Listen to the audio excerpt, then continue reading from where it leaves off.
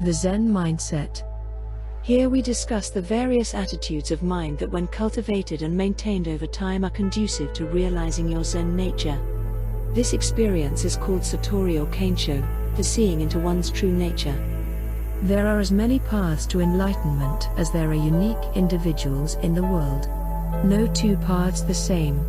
We find our own way and travel at our own pace. There is no precise roadmap to tell us which way when approaching a fork. Instead, there are a set of attitudes.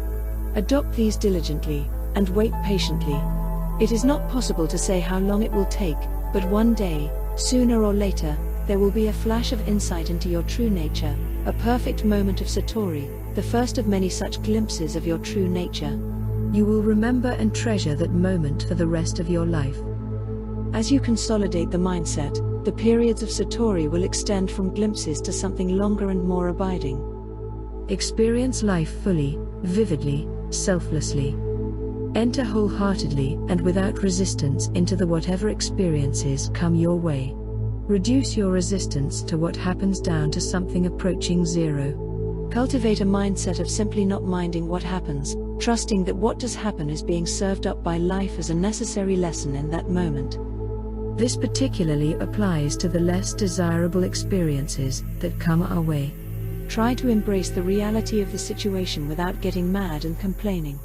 If you do not learn the lesson in that instance, life simply serves up the same lesson again later in an altered form. And life will continue to serve up that experience until you finally grasp the meaning and take it to heart. Embrace the moment, allow it to have its place, then move on and leave it behind once and for all. This requires you to be mindful, fully conscious in the present moment, and fully accepting of the circumstances of that moment. Obviously, this is much easier said than done, but this uncomfortable fact is that this very practice is the essence of spiritual growth, being willing to accept discomfort and make sacrifices for the sake of growth. Most of the time, people impose their judgment on situations, deciding them to be either good or bad. It is the product of a habitually judgmental mindset that is compelled to divide the world and everything in it into good and bad categories. Once we apply the label good or bad, we can no longer see the subtle meaning that lies beneath surface appearance.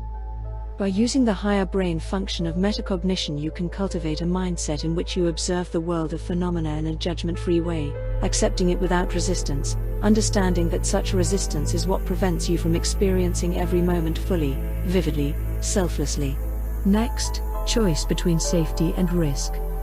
It is a fundamental feature of being alive that you are presented with ongoing choices. Reflect on the criteria used to decide, and you might notice it is often down to a choice between safety, from fear, and risk, for growth. For many, it is easy to fall into the habit of allowing safety to take precedence over risk. But we do not grow as a person unless we take risks. To deliberately make the growth choice as often as it is reasonably safe to do so. If the benefits outweigh the downside, then it is in your long-term interests to make the growth choice. What is the worst that can happen? How likely is it to happen? How would I cope if it did happen? If there is much to gain and little to lose, the choice is clear. In that instance, your inner naysayer voice can be told to be quiet. You are not being urged to become reckless, simply to become more aware in your decision-making and to take advantage of good opportunities when they come along. Understand that personal growth is slower while you stay in your comfort zone. Take yourself out of your comfort zone as often as is safe. There's a balance that works best for you. Next, to thine own self be true. It is well known that humans are social creatures by nature. Even the introverts feel the need for social contact. Much of our personality has been shaped by social interaction, the language we speak and the roles we perform in family and community life. There is nothing wrong with this, it is the foundation of healthy communities. The downside is that we can lose sight of who we really are and let our socially defined persona dominate. We must create room for our true nature to express itself. Reward and criticism, these are two sides of the same coin with which society buys our conformity. Become acquainted with your inner self without unduly disturbing the equanimity of your social grouping. You may find yourself withdrawing from groups that place unhealthy emphasis on conformity, the kind of group that shames nonconformity. Better to seek the company of non-judgmental people traveling their own conscious path. It takes courage, but we must take full responsibility for who we are and what happens to us. Few things hinder a person's progress more than a lack of honesty with oneself. So, observe your thinking and behavior and ask yourself, how much of a straitjacket are you living in? Listen carefully to what your intuition is telling you about people and situations. As you progress along the path, the voice of your intuition becomes stronger because now you are listening to it. The principle of letting the real you emerge is expressed perfectly in Shakespeare's Hamlet, where Polonius gives this most valuable advice to his son. This above all, to thine own self be true, and it must follow, as the night the day, thou canst not then be false to any man. Next, know yourself. It should be getting clearer that extracting yourself from unhealthy social control is a major effort, but one that is essential. When we are influenced by the opinions of others, we are allowing them to do our thinking for us. Groupthink is usually at the level of the lowest common denominator of its members. And often, the opinion leaders are themselves not the wisest members but the most persuasive or assertive members. This is the danger in allowing others to do our thinking. Strive to know yourself and to be true to yourself regardless of what others think. You are not looking for trouble, but you are prepared to defy groupthink if it becomes necessary. If the crowd wants to go one way, perhaps at the urging of a charismatic but misguided leader, you choose to be true to yourself. It might make you unpopular at times, but this is your true nature, that which resides under the layers of social conditioning and groupthink. When people disapprove of something you have said or done, it is an instrument of control. Acceptance in a group depends on your conformity to group norms. It is a feature of human group psychology that provided the leader has charisma, others will usually follow. Approval is the other side of the same coin. Behavior that conforms to group expectations is approved of and reinforced. Approval and disapproval together form the standard carrot and stick approach. This mindset is essentially about being an independent thinker. Next, an attitude of simple excellence. There is a Zen saying that when chopping wood, just chop wood, when carrying water, just carry water. Keep your focus on the here and now. Don't allow your mind to wander into the past or future. Slow down your pace and focus intently on that one simple task. Make it your rule to resist doing things fast and easy. Instead, take your time and do them as well as you can. From this mindset comes excellence at everything you do. Zen masters of old were seen taking infinite pains over the smallest, apparently trivial activities, like chopping wood, carrying water. To many, it seems painfully absurd to put so much effort into something that requires only minimal effort to perform. The master is training his mind to be in the now. It can be tremendously rewarding to do everything as well as you possibly can, even the small, seemingly unimportant things. It allows you to extract yourself from the perpetual hurry and raucous noise of modern life and to look at life through the lens of simplicity. The task itself is not as important as the creation of that attitude of excellence. Being excellent is the act of living up to your human potential. You no longer think that near enough is good enough, that putting only minimal effort into the things you do to save energy is a good way to live. These self-limiting attitudes keep a person firmly in the realm of mediocrity. Next, make peak experiences more likely.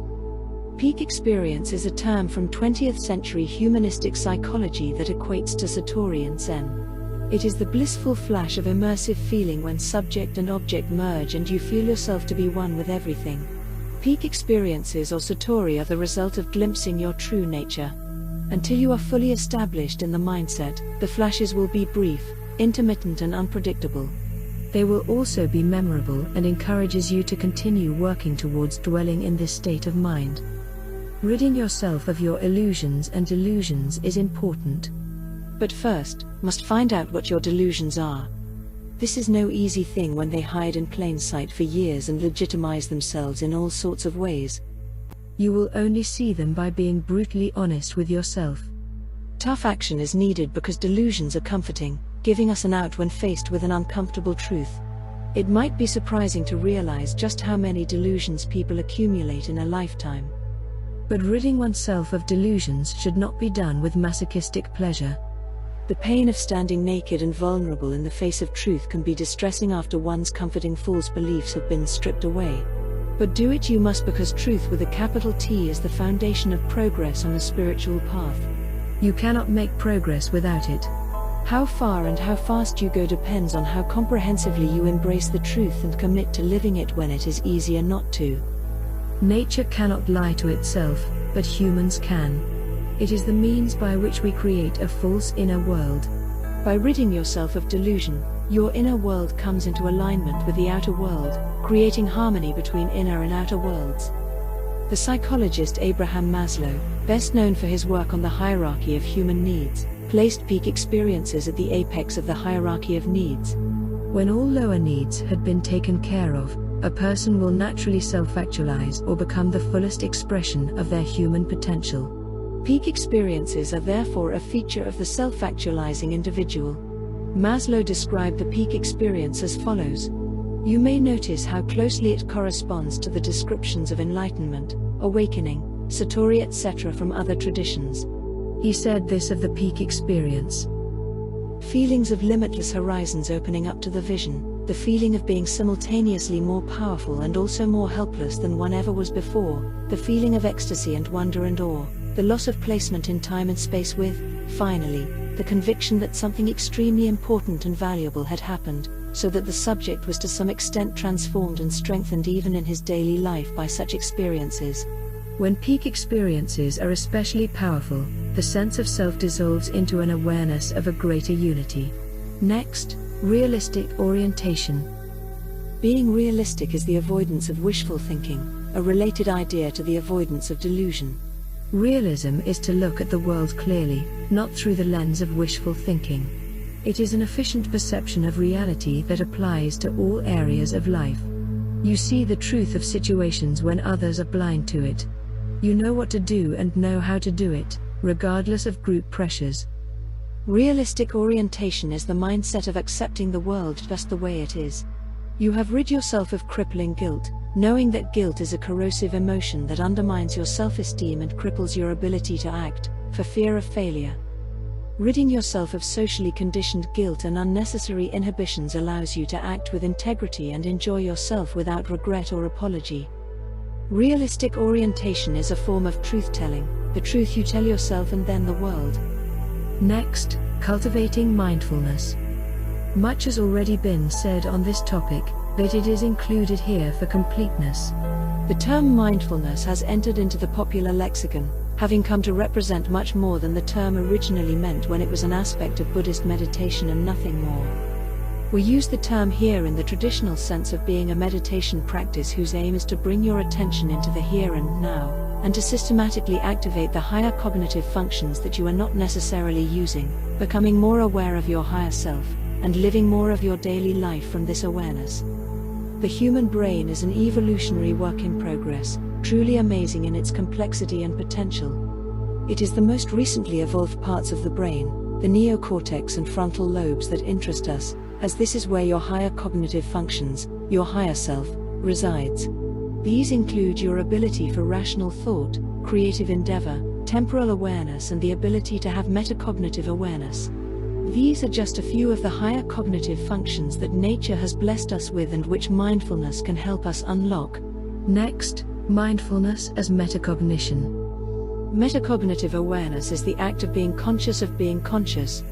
This is possibly what French philosopher René Descartes was referring to with his famous "I think, therefore I am" quote. I cannot deny the reality of my own consciousness. Bundled into this statement is the egoic I, who has an identity and a life story. Beyond the ego is the metacognitive or higher self that watches what the I is thinking and doing. An example of what our evolved brain allows us to do is our remarkable ability to travel in time. A dog could be the smartest dog in the world, but we still could not say "meet me on a particular street corner next Tuesday at noon." We have gone from living in 3 dimensions to being in a 4-dimensional world. Our awareness of the 4th dimension allows us to perceive past, present and future. With it we can learn from our mistakes, enjoy the present and run simulations of possible futures to help us decide. It is mindfulness that helps us moderate this time travel when we overdo it. As we grow even more complex brains, perhaps enhanced by computer technology, it seems likely that we will wake up to higher dimensions of consciousness beyond the fourth. If we think the I is the entirety of who we are, then this new dimension of thought we call metaconsciousness proves otherwise. If the I was in fact the core of who we are, then we would not be able to step outside and see the I from a distance. It is an aspect of our total self, and don't believe it when it tells you that it is the entirety of who you are. This is an example of the kind of intuitive insight a person can have when they do mindfulness meditation, part of a subjective, personal journey to the very core of yourself.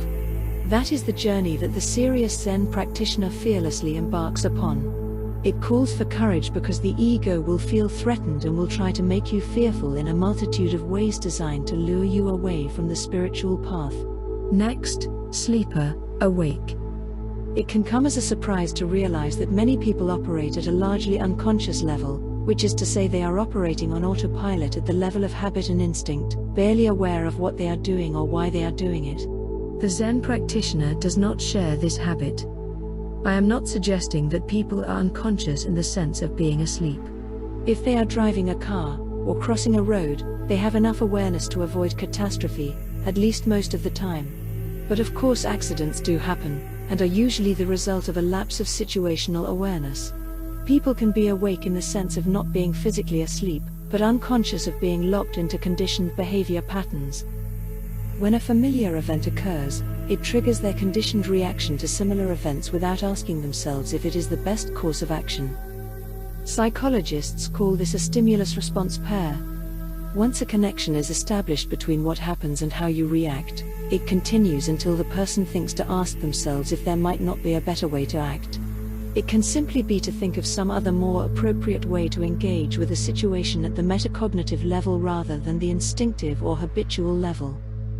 Have you noticed how some people seem to make the same mistakes over and over? Bad choices in partners, for example.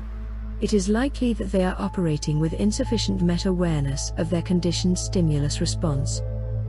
Zen practice is therefore about waking up to awareness of the now, noticing what you are doing and how you are thinking. Then to choose your course of action moment by moment in full awareness of the cause and effect linkages that create the chain of events constituting the flow of your everyday life. You have ultimate control over how you think and feel and act, whether you choose to exercise it or not. This mindset is not unique to Zen. In the Stoic tradition of ancient Greece, a central idea is that while we cannot usually control what people think and do in the outside world, we can indeed control how we think and feel internally. As Stephen Covey puts it in his 7 Habits book, in the space between what happens to you and what you do about it lies your power to choose. Covey was referring to a message from Viktor Frankl's landmark book, Man's Search for Meaning, and the epiphany Frankl experienced while being tortured in a Nazi concentration camp. Regardless of what anyone did to him, he realized in the moment of greatest horror and torment that he always retains the power to decide what his reaction will be. Next, web of cause and effect. In the fully conscious state, you become aware of the web of cause and effect links that determine the course of our lives. That web of connections comes into clear focus and we see that what is happening to us now is the consequence of what we thought and did in the past. And realizing that, we also know that what will happen in the future will be caused by what we do now. This is the true nature of free will, that human faculty that sets us apart from all other creatures.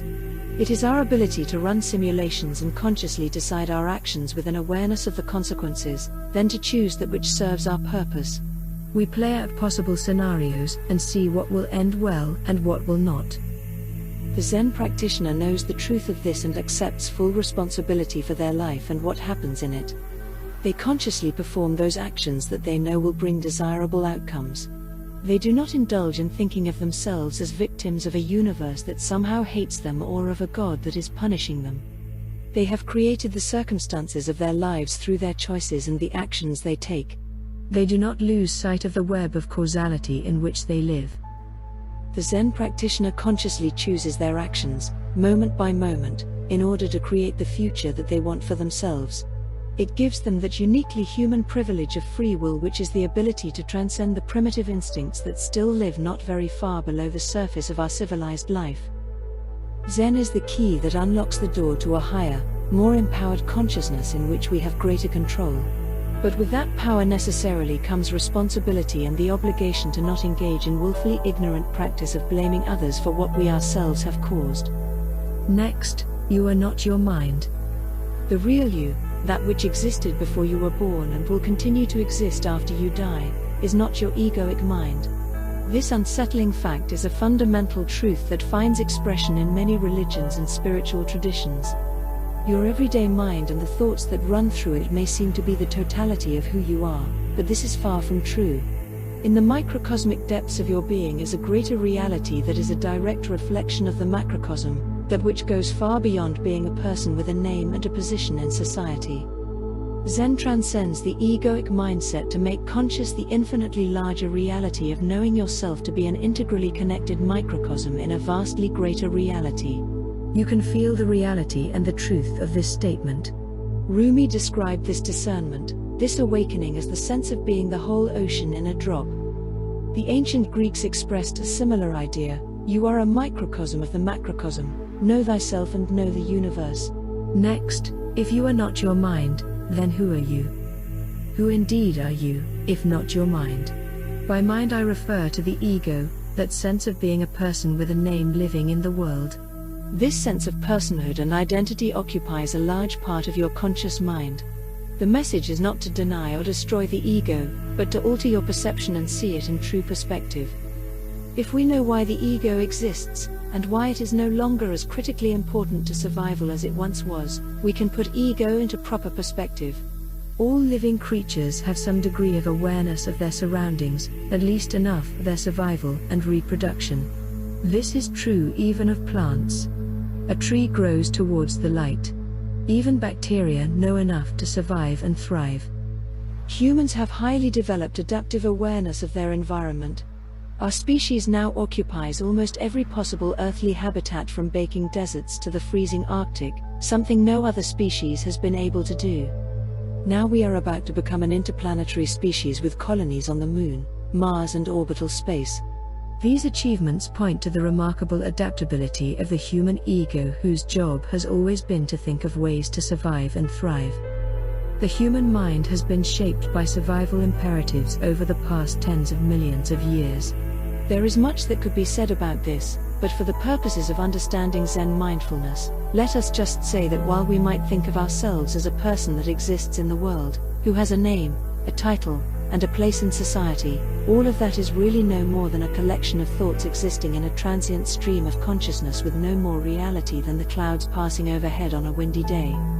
They exist but are not as substantial as they appear to be, as anyone knows who has flown through a cloud in an aeroplane. Mindfulness generates objectivity in an otherwise subjective stream of consciousness. As distressing as it might be for the ego to contemplate, our sense of self and the thoughts that pass through our minds are about as substantial as the cloudy water vapor blowing in the wind above our heads. In the microcosm of our inner world, ideas come into awareness, stay for a time, then pass on, making way for the next thought and the next. We are like the crescent-shaped desert sand dune known as a barkan, that advances across the desert over time, pushed by the prevailing wind. The whole dune looks much the same from year to year, but it is not comprised of the same grains of sand. These blow away in the wind and are replaced by more recently arrived grains, brought by the same wind. The barkan presents an illusion of coherence and longevity. We might say the same of hymns. Next, befriending your liminal mind. Mindfulness properly practiced reveals that much of what we perceive to be real and permanent is both insubstantial and transient. Mindfulness offers insight into what lies behind the passing parade of thoughts by making conscious the thought activity happening in the liminal mind, which occupies the border zone between our conscious and unconscious minds. It is there because there is a transition, not a sharp divide between the two. You are probably familiar with it from when you are falling asleep, not quite asleep yet, but not fully awake either. From the Latin for threshold, the liminal is a mediator between the conscious and unconscious minds. To access the deep knowledge contained in the unconscious mind, you can pose the question and have the liminal mind pass it to the unconscious mind. The unconscious produces an answer and passes it to the liminal to send on to your conscious mind. There are limitations on what kind of questions can be asked. Obviously, your unconscious mind will not know the outcome of events yet to happen, like the results of next weekend's lotto draw. An example of this happened recently. I was getting ready to harvest the honey from my beehive, something I do once a year in spring. I could not find the uncapping tool needed to open the honeycomb cells and allow the honey to flow out. I spent a long time looking for it without success. So I found a picture of the tool from the eBay site I got it from, went into a meditative state as I looked intently at the picture for half a minute, saying to myself, where is this? 10 minutes later, as I was halfway through having a swim, my liminal mind pushed an image into my consciousness of a cranny in my tool room. Sure enough, it was hanging there. My unconscious knew where the honey scraper was because it remembered when I put it there. It is important to be super clear about the question when asking your unconscious mind via the liminal to find answers to questions. Vaguely worded questions will produce unclear answers or no answers. Finding lost objects is one thing, but getting answers to the questions that confront you on the spiritual path is far more significant. Liminal remembering is extremely useful. It gives you access to the storehouse of knowledge and perhaps wisdom contained in your deeper self. Remember, Zen is about uncovering your true nature, which is another way of saying deeper self. Next, being in the flow state. When you are so engrossed in the present moment that you lose track of time, you are experiencing every moment as the best moment. This is sometimes called a state of flow after the work of Hungarian-American psychologist Mihaly Csikszentmihalyi. The flow state of mind is a learnable skill. It is an action-oriented state that requires you to be engaged in an activity with the following conditions. Have a clearly understood goal for the accomplishment of a task. The goal must allow you to find the right balance between how difficult or challenging the task is, and how much skill is needed to successfully accomplish it, and there must be a way for you to get immediate feedback on what you are doing, which allows you to make ongoing adjustments to your approach.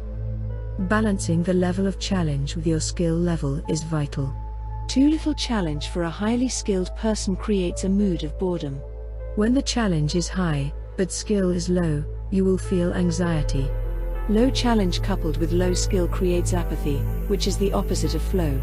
But when challenge and skill are both high and evenly matched, the conditions are right for the flow state to spontaneously occur. Here is a more detailed list of how to create the right conditions for flow, attributed to Csikszentmihalyi. They have been found to be true for people everywhere, regardless of culture, education or other differences. Be completely involved in what you are doing, with a high degree of sustained concentration.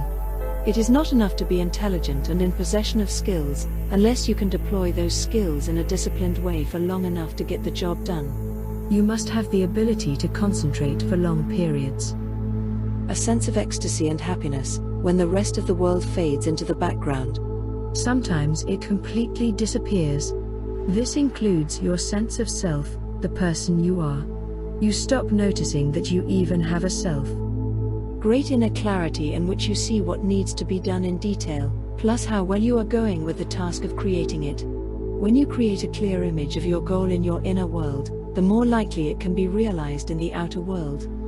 Knowing that the task is achievable, that your skills are enough to get the job done. A sense of serenity in which you cease to worry about yourself. You have a feeling of having grown beyond the boundaries of your own ego. Timelessness, in which hours can pass but seem to be only minutes. Intrinsic motivation, the activity is its own reward. You feel the task is worth doing for its own sake. You would do it whether you got paid or not, because you love doing it. In addition to the conditions outlined by Csikszentmihalyi, later work suggests that these factors also contribute to the creation of flow. Feedback: as you perform the task, you receive direct and immediate feedback on what you are doing, which enables you to make micro-adjustments, moment by moment, to improve the process. Balance between challenge and skill: you have a sense that your abilities are matched to the task at hand, neither too easy nor too difficult. Control: you feel in complete control of the situation, a sense of mastery. Gradually you can extend this practice from being absorbed in the things you really enjoy to the more mundane things that you might previously been bored with. The key is to find satisfaction in doing one thing at a time, with allowing your mind to jump here and there from idea to idea. It is not so much what you are doing, but how you are doing it that matters. Action exercise. Using metacognition, observe the activity of your mind for an hour or two. The watcher simply watches, it does not judge or interfere, just observes the flow of consciousness. Simply observe the train of thought, the stream of consciousness. At the end of the period, notice how much time you spent in either past or future musings. It is likely to be more than half the time. Mindfulness, or present moment focus, is a foundational aspect of Zen. You must discipline your mind to focus almost exclusively on the present moment, gently returning your attention to the present every time it wanders. The exception is when you have need for practical reasons to recall the past and make plans for the future. The key is to do it no more than is actually necessary. The kind of present moment awareness that you are aiming for is illustrated by this example. Imagine you are walking along a city street. Without warning, someone appears. They are running very fast and coming straight towards you on a collision course. How present focused are you now? This is the kind of intense present moment awareness that needs to be cultivated and maintained all the time, not just when self-preservation is the priority. I use this example because it is an actual experience. Walking with an every moment is the best moment mindset. Along a busy sidewalk on Market Street in San Francisco one sunny July morning, a young man came barreling towards me. He was thin and agile, and running as fast as he could go, weaving skillfully around the people in his way. But there was no avoiding me. I had about a second to brace for impact. Had I not been fully in the moment already, he would have knocked me over. As it was, I had just enough time to turn and lean my shoulder towards him like a rugby player. He struck me a hard glancing blow, and continued on, with little loss of speed. He looked back, smiled and yelled sorry. That's San Francisco for you. Having an every moment is the best moment mindset not only helps you to enjoy life, it gives you the presence of mind to react well in emergencies. It has saved my life at least twice and spared me from harm on countless other occasions. Next, non-attachment. The first of the Four Noble Truths of Buddhism hold that people experience suffering because they are attached to the temporary things of this world which must inevitably disappear. This is the root cause of all human suffering, so there is much to be gained from mastering non-attachment. This principle applies to the physical and non-physical aspects of our lives. Attachment to our identity is perhaps the strongest attachment of all. It explains why the fear of death is so powerful. The ego knows that when death comes, it will be extinguished like the candles on a birthday cake. The fear of extinction transcends all fears. The remedy is to transcend the ego and perceive the greater reality of your whole being, of the which the ego is a component, albeit a noisy one. Egoic attachment is also the root of many arguments. When a person devoutly believes something, that belief is part of their identity, their sense of self. Little wonder then that they will defend that belief strenuously. It has become a matter of survival. Other examples of what we are attached to include the various social structures and networks that we belong to. We can be addicted to sex, to a whole range of pleasurable drugs, to games of chance, thrill-seeking and all the various vices so eloquently prescribed in religion. We can be super attached to people and the relationships we have with them. The foods we like to eat. There are hundreds if not thousands of worldly things that we are attached to without even realizing it until they are suddenly no longer there. This would be the origin of the old truism that you don't know what you've got till it's gone. People are attached to the past. It makes them nostalgic and inclined to try to recreate the good times, to relive their glory days even though they are probably looking at those days through rose-colored glasses. We must let go of the past whether it was good or bad. If it was good, it can fill us with nostalgic longing for a time that can never return. If it was bad, it can haunt us with pain and regret. Either way, we must free ourselves from it. Recognize that whatever is contained in the now is enough, and needs nothing more for it to be perfect, for it to be the best moment of your life. Non-attachment is also about resisting the temptation to define yourself by your possessions or your role in society, including any titles you might have. You are much more than those. If you had a sudden reversal of fortune and lost all your possessions and reputation, the essential you will still be real and unchanged. For the person with many attachments, such a loss would be completely devastating, perhaps leading to suicidal depression in some cases. Yet all such material possessions and egoic structures are destined to disappear one day anyway. What is left after all your worldly possessions are gone is who you truly are and have always been. I am not suggesting that you should take an ascetic vow of poverty or give your possessions away. Enjoy them, but know how much is enough and refuse to allow your possessions to define you. How will you know when you have succeeded at this? You will know when you no longer wonder who you would be if you lost everything. If a tornado takes your house and your livelihood, and you are standing on the bare concrete foundations being interviewed by local news media, you can still say, well, I'm still alive and I'm thankful for that. Next, the need for approval. Non-attachment is freeing yourself from the need to have people approve of you. Most of us crave social acceptance, and when we don't get it, we become depressed and will go to great lengths to regain it. Free yourself from the upset of knowing that sometimes people won't like you or like what they think you stand for. Maybe you just remind them of someone they've had problems with in the past, nothing to do with you. Approval and disapproval, praise and criticism are two sides of the same coin with which people buy our compliance. They are often used together as the carrot and stick or great jackass theory of motivation. Most people are familiar with it from early childhood onwards as a standard parenting and schooling technique. Next, codependency. Non-attachment is being able to ask yourself difficult questions and being able to answer honestly. Do you depend on someone or something for your happiness? If you do, that person or thing is sure to disappoint you sooner or later. How can they not? They are only human, and they won't always be there. Healthy relationships are those in which the parties are not dependent on each other to the point where they will manipulate the other to ensure they continue to get what they need from them. Instead, they are independent people who choose to spend time together for the enjoyment it brings, not because of addictive craving or sense of obligation. Sadly, for some, the romantic image of a soulmate that completes me is not a healthy one because it defines you as incomplete. Deep down, you are complete. It is only your ego that has convinced you otherwise. Your true self, deep down, is a whole person who needs no completing. You should examine closely any relationship that does not allow you to be a whole person. Arguably, a healthy relationship is one in which you help each other become a better person, a fuller expression of your unique human potential. This is the basis of a happy and enduring marriage, and of true friendship. This is not incompatible with non-attachment, because you will be able to let go when the time comes to let go, and not before. Next, chain of cause and effect. Mindfulness raises your awareness to the point where it becomes possible to consciously engineer the life you want for yourself. You are able to perceive the cause and effect linkages between what you did in the past that created the conditions of your life today, and also what you need to do today to create the conditions you want tomorrow. Your life becomes purposeful, less chaotic. You take responsibility for what happens in your life. This is the real meaning of free will.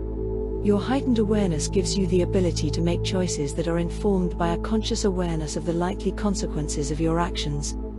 Next, mindfulness and past hurt.